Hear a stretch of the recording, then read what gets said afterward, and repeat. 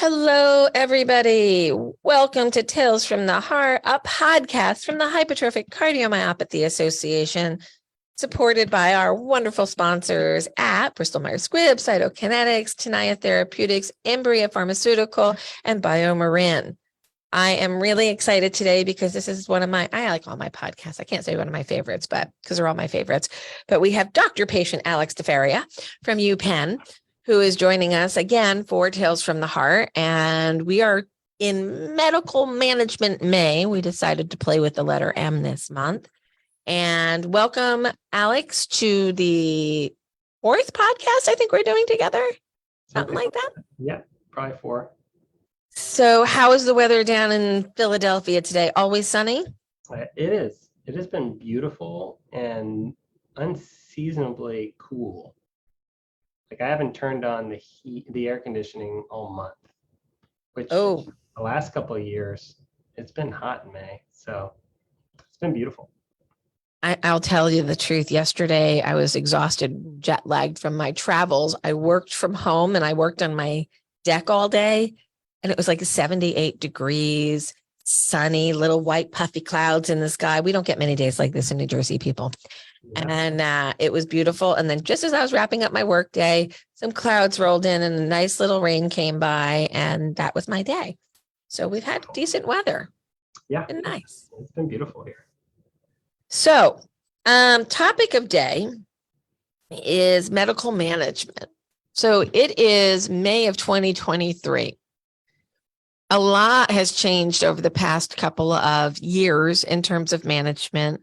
Some clinical trials have come to fruition. Myosin inhibitors are now prescribable for those with symptomatic obstructive HCM. We have a PDUFA date, which is like Greek to most patients, but that's the day the FDA is going to give you notice on your next request as a drug maker. And BMS has a PDUFA date of June 16th. For the expansion of the label of Camzyos to include anybody who is recommended for septal reduction therapy. So it's a minor change to label, but it does open up the option for a few more patients.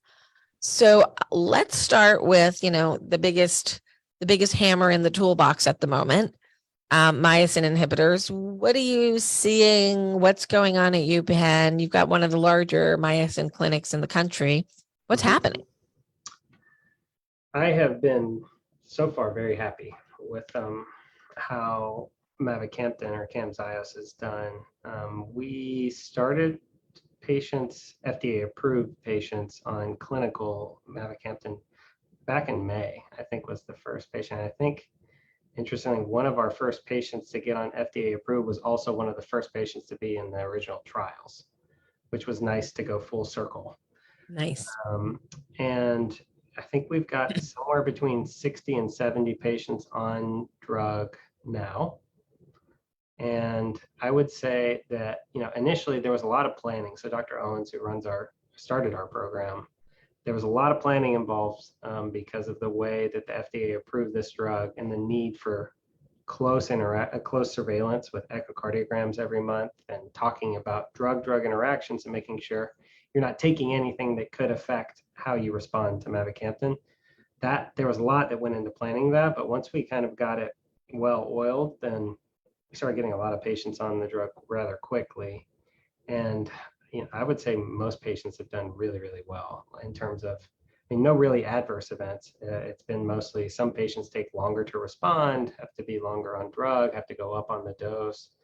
But I personally have had patients that have said they feel better than they've ever felt with no obstruction. And it's kind of like we've talked about in the past that people don't know what it's like to feel normal until they kind of feel a bit normal. And so, and we're still learning a lot because, we're trying to figure out what to do with background therapy. If you come and you're on a beta blocker and a calcium channel blocker and disopyramide and you get referred from somewhere else, how do we, alter that therapy? I had one patient that was on triple therapy and RV pacing and still had symptoms. Ooh. And, it took us a while but we stopped the RV pacing. We went down on some of the other meds that weren't helping, and that patient's starting to feel really well now too on less med than he was before. So let's talk a little bit about background therapy. You and I know what it means, but can you describe it for our listeners, and what drugs are we exactly talking about? Yeah, so traditionally, and this is dating way, way back to the early days of describing what HCM was. The therapies that we've used have kind of been borrowed from other diseases, from heart failure, and we've used things like beta blockers. The ones that we tend to use the most is metoprolol. You'll see atenolol sometimes too, especially in younger folks. And we start usually with a medicine like that, and whether it's side effects or low heart rate, things like that, we can also use medicines like verapamil, which is a calcium channel blocker, or diltiazem. Those are other options, and all of them slow down the heart, help the heart fill, and try and overcome some of that obstruction. And those were the traditional, like, kind of two major therapies, as well as like talking about increasing your hydration and other basic interventions. That's what we used to say for years. That was like the main starting package for HCM management. And avoiding some other medicines, like don't be on some, like a diuretic. If a lot of times if you have obstruction, being dehydrated, like not having enough water in your system, can make you feel worse. So we would also peel off some other medicines that we thought could be making your obstruction worse. And so that was like the starting background therapy. And then if you kept with symptoms despite those medicines and high doses of those medicines, then we would talk about other medicines, one called disopyramide or Norpace. And that was like the medical up titration scheme that we used to have. And if you still had symptoms with obstruction after that, then we started talking about more advanced interventions like surgery or myectomy or ablation. And that was it for a long time, up until recently. So now that we put people on Camzyos or mavacamten, and they may also be on a beta blocker or a calcium channel blocker, are you pulling back on those other medications? And when does that happen? Is it for everybody at the same time, or is it variable? I think it depends on a couple of different things. I would say, like, in general, the way I think about it is if you're on, let's say, both a calcium channel blocker and a beta blocker, then I tend to go back on the calcium channel blocker first because of interactions between calcium channel blockers and mavacamten, to try and have a less of an interaction profile. So if I'm usually pulling back on one of them, it's probably going to be the calcium channel blocker first. And some of it also has to do with what your heart looks like prior to starting you on a medicine like mavacamten. If you have obstruction, or that gradient that we talk about, that the amount of pressure you have to build to get blood out of your heart and overcome that thick muscle and that valve, that's the gradient we talk about. And if your gradient is elevated, but not super, super elevated, so let's say it's 40s, which is considered moderate obstruction. So mild is considered 30 to 40, 40 to 50 is moderate. Over 50 millimeters of mercury pressure is considered severe. Let's say you're in the moderate range. Sometimes, I will try and go down on some of the background meds to allow some of the original obstruction, your natural heart, to come back out. Because when you start mavacamten, a lot of times we see significant drops in the obstruction quickly.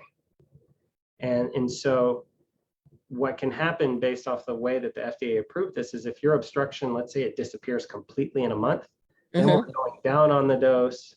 And then if that stays that way after another month, then you have to come off the medicine. So, I think the ideal situation is to start somebody that's severely obstructed on mavacamten, so that it gives you some time to stay on drug and up titrate the dose if needed. And so I don't want to mask somebody's true obstruction so much with the original, like the background therapy, that it limits my ability to get you on mavacamten. Especially if the patients are really symptomatic on calcium channel blockers and beta blockers. In my mind, I know that's not helping you like it should be. Right. I think that maybe a myosin inhibitor might help you more. So I don't want that to interfere with me getting you on therapy, but there's a delicate balance, because I don't want you to feel terrible as going on. So and this is all anecdotal, my experience with it. And I think that as we collect more data and as real world data starts to get published, then we can maybe tailor how we treat it more formally to have an algorithm for this is what you do with the medicines you were on before you started a myosin inhibitor. We're not quite there to have a formalized guideline for that.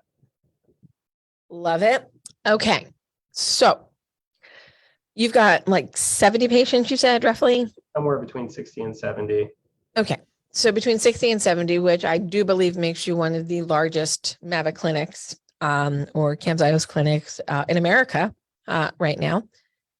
And I get a unique view of the world because I see patients who are engaged in high-level center of excellence care like your own, and I see people being prescribed pretty much almost at a community level. So I'm seeing all different variations. In some smaller MAVA clinics, it takes time to learn how to do something right, no matter what it is. And you guys are at that point where you're probably operationalized quite well. You know how to bring people in, you know how to titrate, you've seen enough, you guys were part of the trials. So I think if I were to look, and I'm making a hypothesis here, people, I'm not making a statement, but I would think if I looked at your experience today, it's evolved over the past 12 months, and it's probably a really good best practice policy for others to follow from what I've seen so far. So best practices don't only work for workflow, they work for optimizing patient experience. So how many of your patients have started MAVA and opted to stop? Do you have anybody who's done that yet?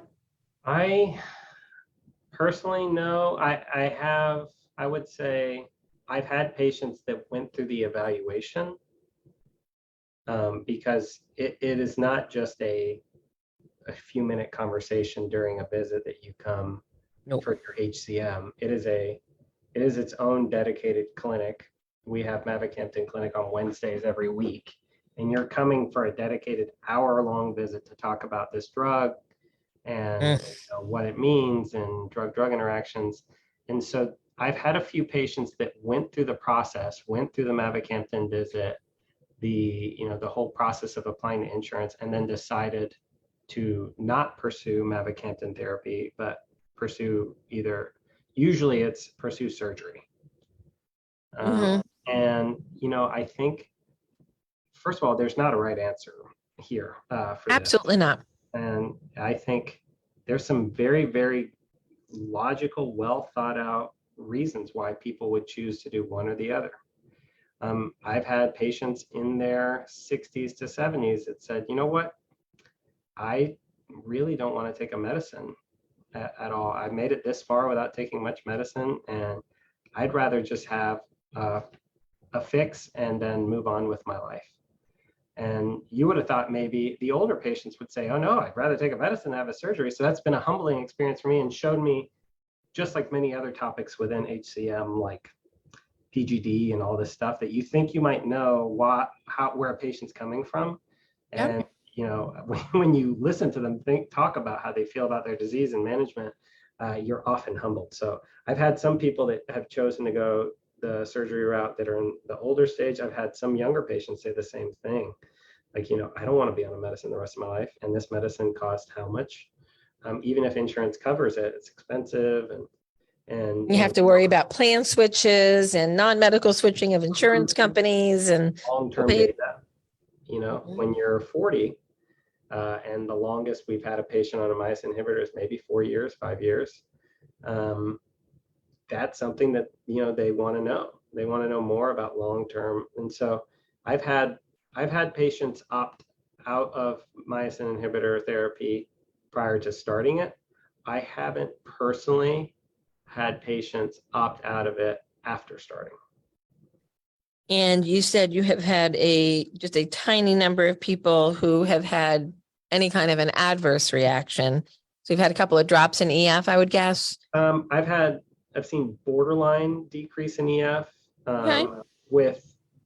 We also check NT-proBNP and other markers in the blood that can suggest that maybe someone's not continuing to improve.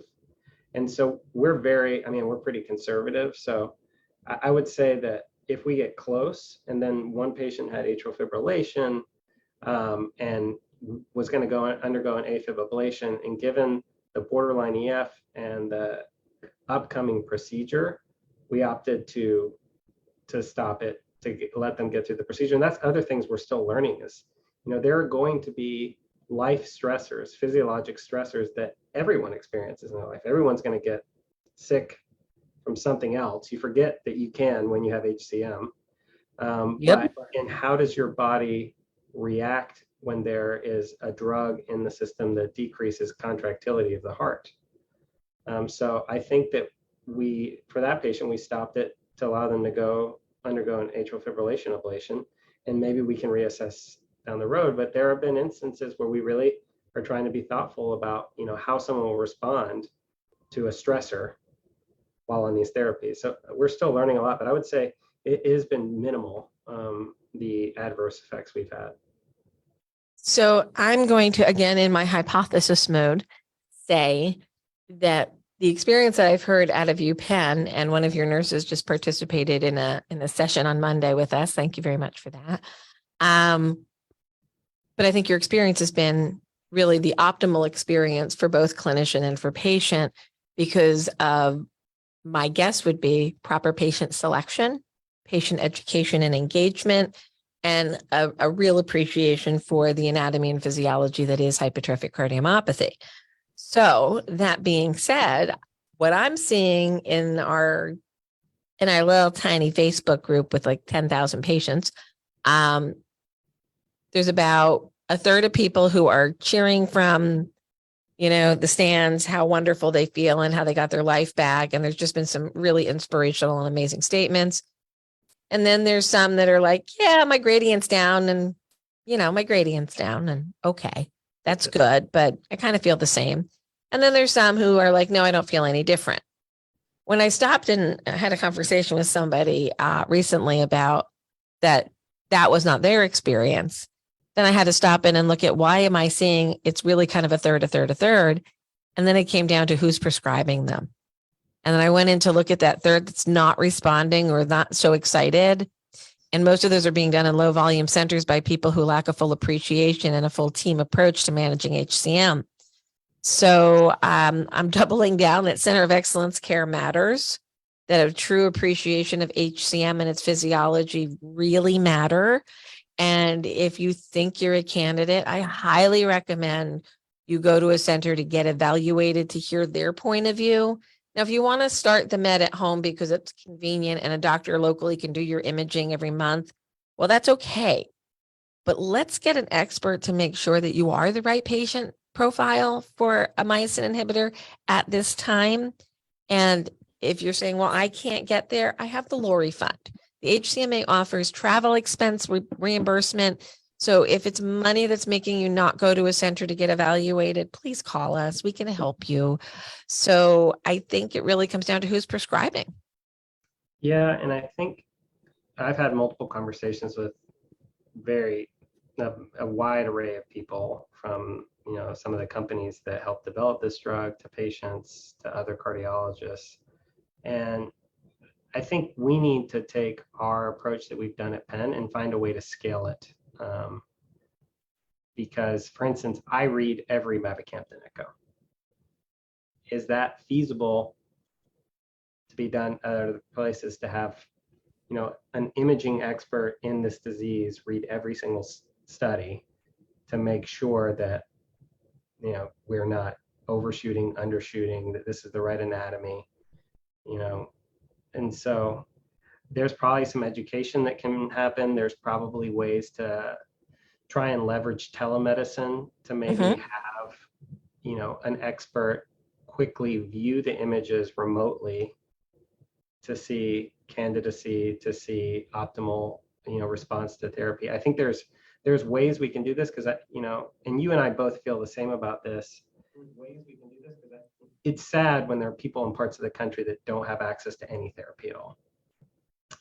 And so we do need to find a way to get access, whether it's through things like Lori Fund helping people get to us, but then if they can't get to us, if it's going to happen out in the community, finding ways for it to be done safely and appropriately. So we're working on ways to do that. But I do think that there may be a little bit of a knowledge gap. I mean, we know we underdiagnose this disease a lot, and we misdiagnose this disease a lot.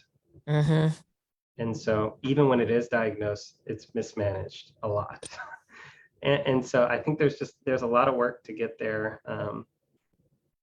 And I don't know, it would be interesting to see some of the patient characteristics of people that aren't responding. And is it truly HCM? Is it truly obstructive? Do they have other anatomical things to consider? Great point there, because I spoke to somebody yesterday and I'm looking at her imaging. Now, her imaging is not from a center. Her imaging was from what I would call a lower level community provider. And there are particular states where the imaging quality is even worse. I'm sorry, and I do not mean to offend people from these locations, but Arkansas, Oklahoma, I think I need to bring every sonographer and cardiologist into a boot camp for a week and tune things up, because things are not what you would want them to be in those communities. And I don't think they're served very well. So the wall measurements are pretty much normal in this individual. And there is a stress gradient of like 40 something. But I believe, based on what I could see in the imaging, it's primarily driven by the mitral valve, not necessarily, the septum isn't pushing itself into the mitral valve. The mitral valve is catching the septum. And I don't even know how thick it is. And surprise, surprise, she's not really responding. And I think it's a primary valve issue, and it's probably not the optimal patient choice. And, if you don't have the optimal patient choice, you kind of make the numbers look bad for how well the drug works. Because if you're not picking the right patient, you're not seeing the right thing. So are you seeing mitral valve anatomy impact your decision-making on what therapies to use? Oh, yeah. I mean, part of my training and expertise and real focus is, before mavacamten or aficamten or these other myosin inhibitors were coming, was in approaches to septal reduction therapy, whether it's, and by septal reduction therapy, I mean invasive procedures to try and get rid of your obstruction. So myectomy, so surgical relief of obstruction, versus alcohol septal ablation. Now there's other newer techniques that are coming out that are catheter based that are really cool, that I think will be important moving forward, like sesame. That one day maybe we could talk about some of that stuff. I was going to say, well, put a pin in that one. Let's just talk about sesame a little bit, because I'm still trying to get my head around this whole procedure and doing some reading, but interesting. It is interesting. And so, but based off that background, I already kind of had an angle towards what's going to work and what's not going to work based off what your heart looks like. And it's not all the septum. The septum, that wall that separates the left and the right side of the heart, that in a lot of HCM patients is where the predominant amount of thickness is, and where the obstruction can be partially starting from. That's one part of it. The muscles, the papillary muscles, or those anchoring muscles that hold onto the valve, can be really thick and cause obstruction. You can have little cords that come off those papillary muscles that attach to the valve in places that they're not supposed to be attaching, that will pull that valve into the flow of blood. You can have valves that are very elongated and floppy and abnormal, and who knows whether you were born with them that way or if they became that way over time from all the pressure of HCM. And so there's a lot of things like that if I look at them and I say, that's not a very thick septum, that's a really long valve that's getting pulled in, I don't know if decreasing somebody's contractility or the squeeze of their heart by about 5% is going to fix that. There are definitely patients that we think about like that I wonder. There are also, older patients that have a lot of calcium in their valves, and that kind of, especially I've noticed in my older patients with smaller body habitus, very tiny chest cavity, and everything kind of gets squeezed in together. If you also throw in a calcified valve that pushes everything closer to the outflow tract of blood, then you also have almost like a fixed obstruction there that might not get better. There's plenty of patients that have things like what we call subaortic membrane that looks like HCM, but it's actually a ridge of like hard tissue in the outflow. Those patients probably aren't going to get better. And those are things that you really need to pay attention to the imaging when you're diagnosing somebody that I go into think, the thought yeah, process. I couldn't have asked you to explain it any better than that. And that's exactly what I saw yesterday.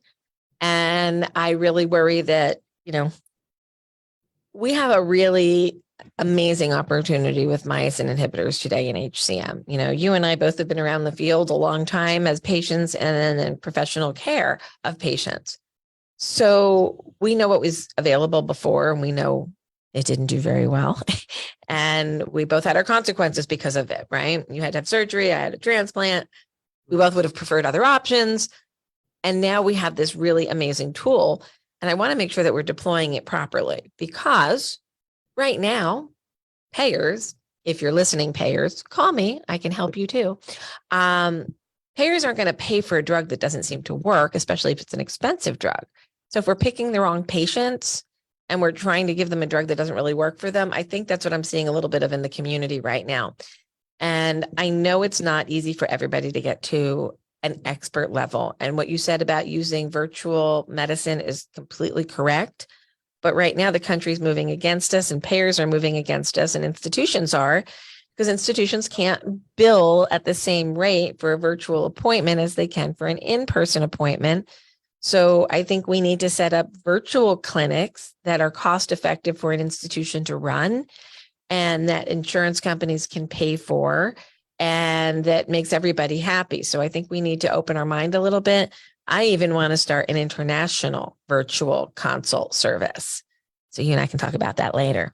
I'm just back from Geneva, Switzerland, people. And I went to the World Heart Federation meeting, as well as some sessions for the World Health Organization. And then we had a rare diseases meeting as well to talk about how to raise awareness about HCM worldwide.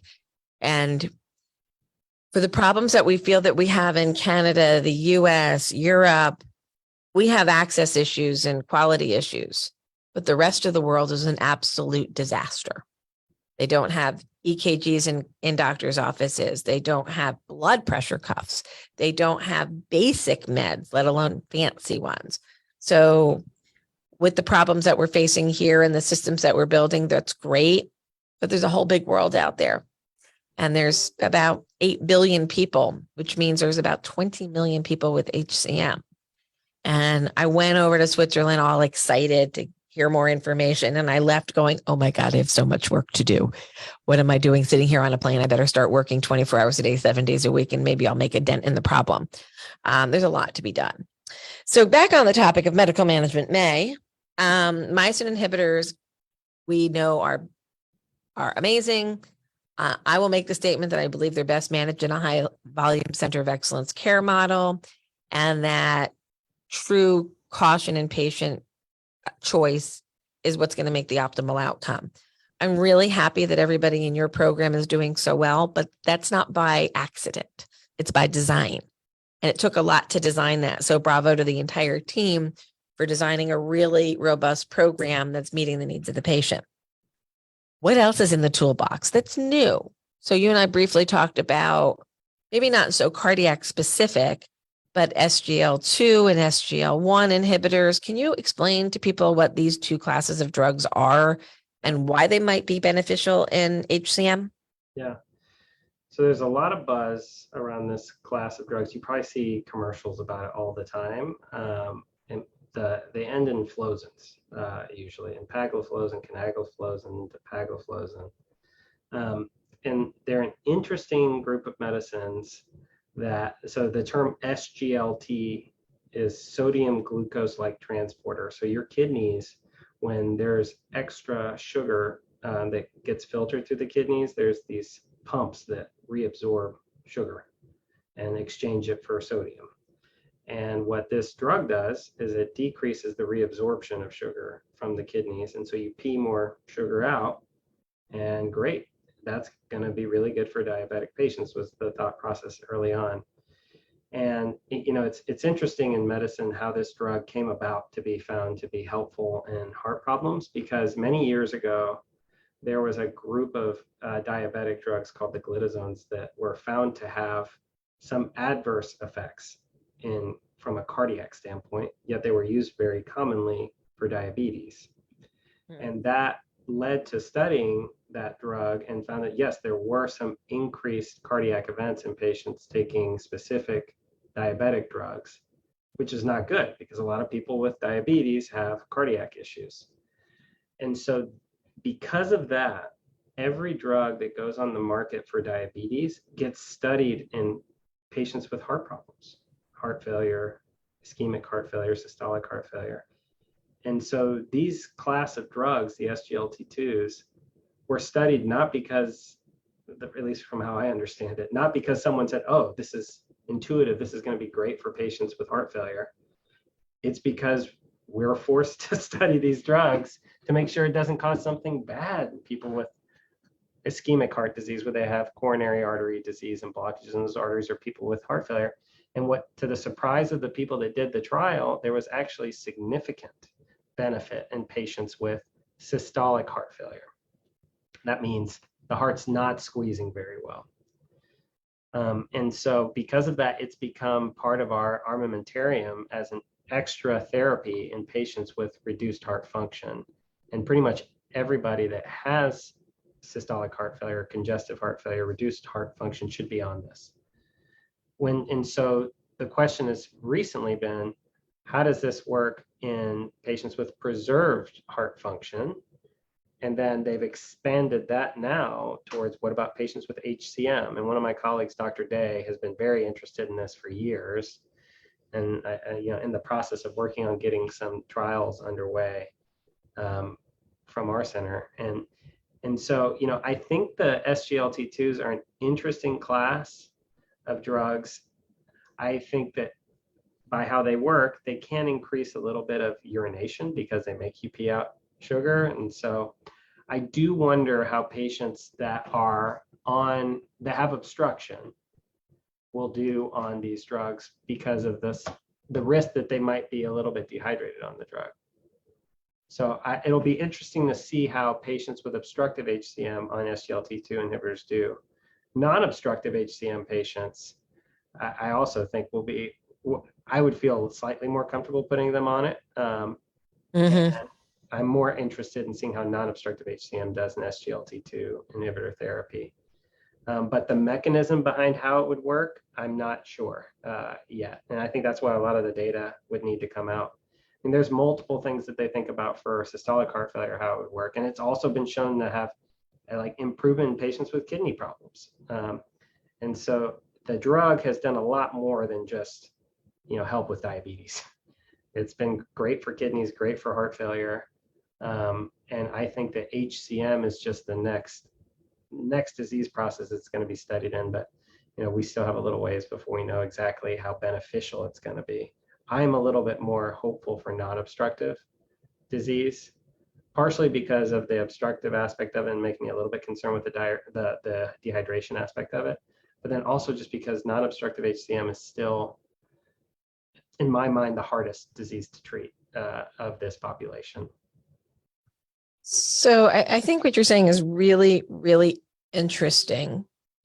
But I'm also wondering if there isn't this sweet spot in the middle.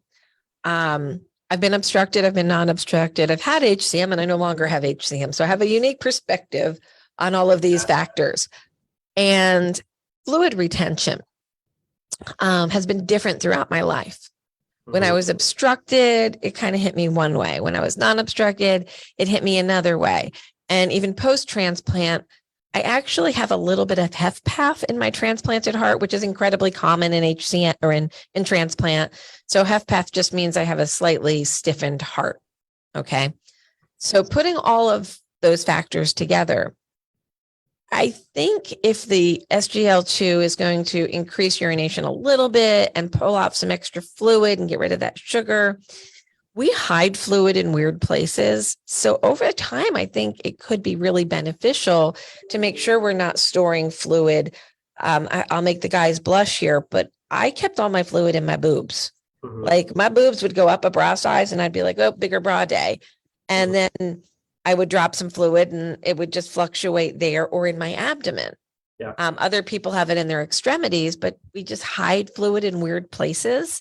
So maybe this more subtle approach to getting fluid out might help us keep to our norm. Nice equilibrium. Totally. I mean, right now, the kind of my back pocket trick for that, especially in an HCM patient that has obstruction, but does seem to have some fluid retention and has hypertension as well. Medicines like spironolactone, they have a mild diuretic effect and great with blood pressure. I've been using with the same thought process that you're saying there. Get a little bit of fluid off, but not so much that you're dropping it. Increases the filling of the ventricle and makes obstruction worse and makes them worse. But just Mhm. a little bit. So maybe SGLT2s can do that. Interesting. Okay, SGLT1s. What's the difference? Different transporter, and there's a newer medicine that Dr. Day was talking about. I forget, it's a combo. What was it? This is not my area, but SGLT1s, it has a different effect, and I believe it's because it has effects on glucose absorption in the GI tract. And so the dual one, what was it called? I'm looking it up now because there was that trial recently, and she talked to me about it. I think it's sitagliflozin. Again, it's a flozin, but that one I think has more of a GI effect. And I honestly don't know much about its use in HCM. Have you seen people prescribing it? No, but I was talking to Marty Marin recently about it, and he's like, I think I like it. So we're all, the one thing we know about HCM, we learn together and we talk together and we develop together. So mediates almost all sodium dependent glucose uptake in the small intestines. Yeah, whereas SGLT2 has a lot of effect in the kidneys. And so, I do wonder sometimes with these kind of novel like drugs that they're trying to use for different indications, the companies will have very specific discussions with clinicians. And so it might be that, Marty and Charlene Day and them have a little bit more insider into that. And whether the upcoming trials are going to be SGLT2 versus SGLT1 versus combination therapy, I'm not sure. There might be a combo drug that they might try on these patients to see how they do. But I think it would be extrapolating. I mean, again, this is what we did with beta blockers and calcium channel, extrapolating from other diseases to see, oh, wait, maybe this can work for HCM. How can it work for us? So interesting, but again, not like myosin inhibitors where they were targeted for this disease. It'll kind of be borrowing from other diseases to see if maybe there could be some benefit. I personally am more interested in the weight loss that you see with GLP-1 agonists, so glucagon-like peptide agonists. These are the injectables, and there's an oral formulation too that you see all the social media craze with people trying to get on Ozempic and things like that. That drug class has a very potent effect in diabetic patients. It helps improve the sugar levels and it decreases the A1C, their marker of their blood sugar. But then it even anecdotally, when I was in residency, I had patients on it and I was like, wow, they lost a lot of weight on this drug. And sure enough, I've had a couple of patients that with their BMIs above 30, so considered obese. I've had these patients with obstruction or non-obstructive that have had just a really hard time losing weight, whether they have symptoms and have a hard time exercising, or just everyone has a hard time losing weight, I feel. And I've had a few now that I have gotten on GLP-1s, have lost 30 or 40 pounds and have improved a class in their symptoms. So I know somebody personally who has done this, and the weight loss has been pretty amazing, probably in the 50-pound range, 40, 50-pound range over about a year. Feeling better. Anatomy changed though. HCM, she'd been non-obstructed forever and then became mid-cavity obstructed. It's potentially true and unrelated, like. I do wonder because one of the side effects and one of the things that people can't tolerate with these meds, sometimes is nausea, vomiting, diarrhea. GI symptoms can sometimes be a major side effect and cause people to not be able to tolerate or have to switch drugs within the same class. And I do wonder if that patient has dealt with that and maybe volume down and now is presenting as mid-cavitary obstruction, not necessarily because the actual wall thickness has changed or anything like that, but the filling of her heart might be decreased. So maybe increasing in volume. I'm not sure. That's a theory. I haven't seen that yet, but I saw a patient this week that you know, has been non-obstructive, has been seen at multiple expert centers throughout their life. And I met them last year and I said, you know what? You've got an extra 40 to 50 pounds on and you have class 3 symptoms without obstruction. I wonder if we get some of this weight off, we treat the blood pressure with spironolactone, get a little bit of extra fluid off, how you'll do. And class 1, no symptoms. Now, this is not, you know, it's not going to be perfect for everybody. Yeah. I published on this when I was in med school and residency about the negative effects of obesity and HCM. There was another paper recently I saw at an NYU group, I think, where they talked about obesity and HCM. Personally, my brother was obese and his phenotype was very different than mine. And I think that obesity had a lot to do with it. And so it's something that I personally have always talked to patients about. So now that you bring up that topic, one of the other things that was a big conversation at World Heart Federation was diet, nutrition, you know, lifestyle type issues, which we kind of yawn at and we go, yeah, we know we're eating the wrong foods. So I reached out to a friend of mine and here is a pitch. And this is late breaking news. This has not been announced to the public yet. At our annual meeting, October 21st in Morristown, New Jersey, a very dear friend of mine, his name is Michael Moss. He's written 2 books on food and nutrition in the United States. One is called Salt, Sugar, Fat, How the Food Giants Are Killing Us. And the other is called Hooked. And seeing as we take a more scientific approach to these types of issues here at the HCMA, I love what Michael has done. Michael's an investigative journalist who I met in 1995 after my sister died. And he was the reporter who wrote the article for the Wall Street Journal about the problems at the National Institute of Health that led to my sister's unfortunate death. And a couple of other really bad things that happened there. So he was the journalist for that. And then his career went on and he wrote these books. He talked about the science of addiction and food addiction and how big food manufacturers are actually using MRI technology to map your brain to see what you respond to. And if you put the right combination of salt, sugar, fat, and the sound of a crunch, your brain lights up like you've had heroin. And it's that addictive.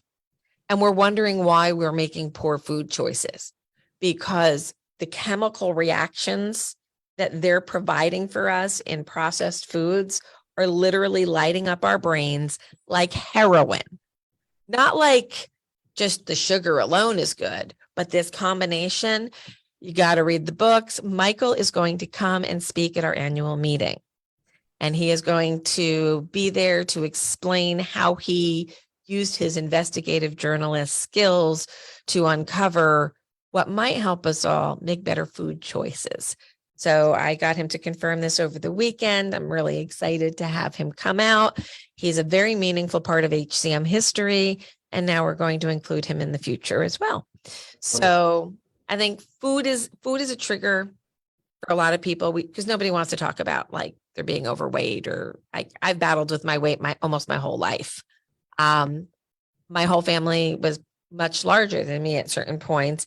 And I'm the littlest one for a long time. And then, then I grew up and that kind of changed.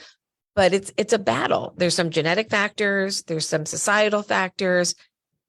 I'm one of those 80s kids, 70s and 80s kids where we grew up on bottles of Coca-Cola, Pop-Tarts, Captain Crunch, and garden hose water. I think the garden hose water was probably good for us, but that's a whole other story. And then you throw HCM on top. And then you throw a heart disease on top of it. Go exercise. Like, well, I can't. Yeah. Like, And before the last couple of years, we used to tell them not to exercise, and that made it even worse. And that's what the Live HCM data that came out this last week is exciting. You are doing such an excellent job of teeing me up for my next topic, but come and join us on May 30th. Charlene Day and Rachel Lampert and I will be having a discussion about the Live HCM findings, and that's 6 p.m. Eastern time. So join us, participate. You'll hear the findings and you'll be able to ask questions. Sign up now at 4hcm.org. And if you're watching this later, go to our YouTube channel, 4HCM, and you can view. We have nearly 300 videos on YouTube now. I talk a lot. Okay, so we're not going to go over every drug in HCM because we're kind of running to the end of time, but we do have a question here from Lisa Bliss on Facebook. And she has a burning question about MAVA and spontaneous variation of LVOT in HCM patients. How can you dose MAVA if the LVOT number bounces a bit? Oops, hold on. Where are we? So can we talk about the variation of gradients? Yeah. Gradients are incredibly dynamic. And what you'll find, I think the thing that's easier for us as patients to understand is how dynamic our symptoms are. You know how you'll have a great day and you're just like, man, I almost forgot I have HCM today. And then Amen. the day just smacks you over the face and like, okay, I can't get up the stairs today.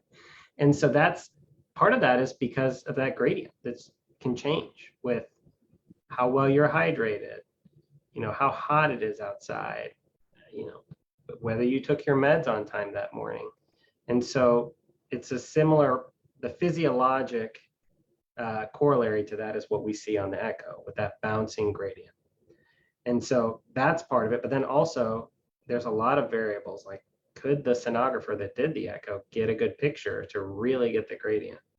And is the person that's measuring it actually finding the spot that is the pressure in the outflow tract and not some other pressure that they're measuring? So there's a lot that goes into the variability of the gradient. But I would say, yes, you see it all the time where you get an echo 1 week and the gradient's 40 and the next week it's 90. And you're like, what happened? Did the person's heart change? No, but the loading conditions of how blood is going through the heart did change. And there's lots of reasons why. In terms of dosing mavacamten, though, there are very strict guidelines that cardiologists will follow when we start on mavacamten. This was FDA approved based off the results of Explorer and Valor and the other trials, that essentially, if you're going to start on mavacamten, you need to have a normal EF or ejection fraction, normal squeeze of the heart. And they're a little bit vague in terms of a number for obstruction, but they say you need to have obstructive HCM. And ideally, those are people with higher numbers on gradients. After you've been on the medicine for a month, you get another echo. And on that echo, if your squeeze of your heart drops, especially below 50%, you come off drug completely. And then we let it wash out. And in the trials, when the drug washes out, patient's heart function went right back to where it was. And that's the same thing we've seen clinically as well. So that's one reason you would have to come off drug. The other reason you would have to come off is if your gradient, that obstruction number, drops below 20. And that number 20, from what I've been told, comes from data suggesting that if you drop your obstruction very quickly, those are the patients that may be at increased risk for dropping the squeeze of the heart at some point. So they're both they're conservative triggers to either decrease the dose of the drug or stop the drug. So we're constantly looking at the changes in obstruction to titrate the dose of drug. And really, it's very conservative on how they prescribed it because they don't want people's heart function to drop. And so we're going very slow. And based off the REMS algorithm, you can't go up on the dose for the first 3 months. You're really sticking at 5 milligrams, which is the starting dose. And then if you get to 3 months and you still have a really normal or even high heart squeeze, a high EF, ejection fraction, and you still have obstruction, so gradients above 30, then we talk about increasing your dose. But you're really, all you can do is go down. on dose for those first couple months is the simple way to think about it. Okay, so I think we've answered her question. And Lisa said, Lisa is a BAB. Are you calling me a badass bitch? Is that what you just called me? I take that as a big gold star because maybe I am. Thank you, Lisa. And you're welcome, Terry. I'm glad it was helpful. And my staff has placed the Live HCM study webinar in the chat, so you can use that to get it. I don't think I've ever been called a BAB on here before, which I like. Works for me. So I do want to follow, we started kind of talking about MAVA. We know that there's clinical trials in AFI coming, so we'll kind of hold that for a later date because it's still clinical trials. But something has come up recently where I've talked to a number of younger women who are considering MAVA, and that's great. And I think we need to be really, really honest with the community and really clear about pregnancy in the face of Camzyos. And it is not advised to get pregnant on this drug where we don't want to develop a human heart with a myosin inhibitor on board. That probably won't end well. So we are encouraging everybody to use multiple methods of birth control. And in the event you still find yourself pregnant, that you need to contact your physician immediately. Literally had this discussion yesterday with a patient. And yeah, we don't have, and don't, honestly, I don't want to have data on what mavacamten does to a fetus.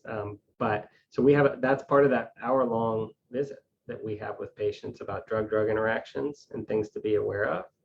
And so we talk about, one, what is your menstrual status? Have you entering menopause? Are you still having normal periods every month? And if so, and you're interested in having children, then this is not an option that we should pursue right now. And if you're not, then really talking about IUDs, oral contraceptive effectiveness can be diminished by mavacamten. So it's not just, oh, well, I take an oral contraceptive. You have to be very careful because of how they interact. And so pharmacists also go through the meds that our patients are on as well, because you might think you're protected and you are not. And so barrier protection, IUDs, things like that, we go through all of it because, we do not want for you to have a pregnancy while you're on this medicine. And people call us, we have people call us for everything. If they're wanting to start a PPI or like an acid medicine, those are also ones that we need to know about. And so, especially with something like that, our patients let us know immediately when you have to come off drug. It's a good point. It's likely to happen at some point. Statistically, it's probably going to happen at some point, but we want to try to get people to avoid it. And in the event that they do find themselves pregnant and maybe they didn't realize it and it's been a month or two, because it can happen that way, they're going to want to talk to their team about a prompt termination potentially. And I know that's controversial, and I know it's a big hot button issue in the United States today, but this is probably not going to bode well for a developing fetus. And we just need to be aware of this. So bodily autonomy is kind of important to make these decisions with. So we've got that issue that's kind of hanging out there. So just be careful if you're making your drug choices that you really thought about your whole life. Oops, wait, one more question and then we're going to wrap. So far, Camzyos and metoprolol combination have been a game changer for me with my hokum, slight variation depending upon hydration and eating. Even though there's a variation, I'm 100% better at walking and cycling. I feel like I have seen more here, a new lease on life. Yay, Ronald. Good. That's what we want to hear. It's not going to work that way for everybody, but it's really optimistic to see that so many people are doing better. It is. So I'm going to make an announcement here because I was going to try to do this today, but we had such an engaging conversation. I never got to it. In upcoming episodes of Tales from the Heart, I'm going to start a new little fun thing. I'm sure many of you on social media have seen segments, and I'm going to use both of the terms for it. Am I the asshole? But there's a nicer way of putting it. Am I the bad apple? For a certain circumstance. So I'm going to open up a little area in the Facebook group as well as on the website for you to give us scenarios if your HCM medical journey And you want to know, were you the good apple? Were you the bad apple? Were you a crab apple, about how you handled it? And I think we can use these experiences to help others get their mind around how to handle different stressful situations that come up. It might be something like things I hear often. I called my center, but I can't get an appointment for a month, but I want to go there tomorrow. Am I being a bad apple? Well, it really depends on what the reason is you want to be seen and what's going on in the world at that time. So give me as many details as possible and tell me your story. And we'll just try to help people learn through other people's experience, but not in a really, we're not going to call you out by name. It'll be, you're the original poster, you'll be the OP, and we'll tell little stories, and we'll let the doctors vote, and we'll let the patients vote if you're the bad apple, the good apple, or the crab apple. But they won't really know it's you. Only you'll know it's you. So I just thought it'd be a fun way of, communicating, learning, and teaching with some modern technology. Shout out to Rebecca Rogers, who has a really cute station. She's a former teacher, and she does good apple, bad apple, crab apple. So Rebecca, I'm stealing from you, girl. And we're going to try to do that in the coming weeks. Yep, I'm really glad to hear that Ronald's putting some other comments on there. So yay, Ronald. And Lisa liked your answer to her question. So yay. Alex, thank you so much for joining us on Tales from the Heart today. Again, thanks to our sponsors and our editor, Joey, and the rest of the HCMA team for helping us post some comments here or some links here. Join us next Tuesday at 6 for the webinar on Live HCM study. And mark your calendars now for Morristown, New Jersey, October 21st. It's a Saturday. Registration will be opening soon, and we hope to see at least 300 of you in person in Morristown, New Jersey for a fun, educational, and informative day. And Alex, thank you for joining us, and goodbye to our people on Facebook and podcast world.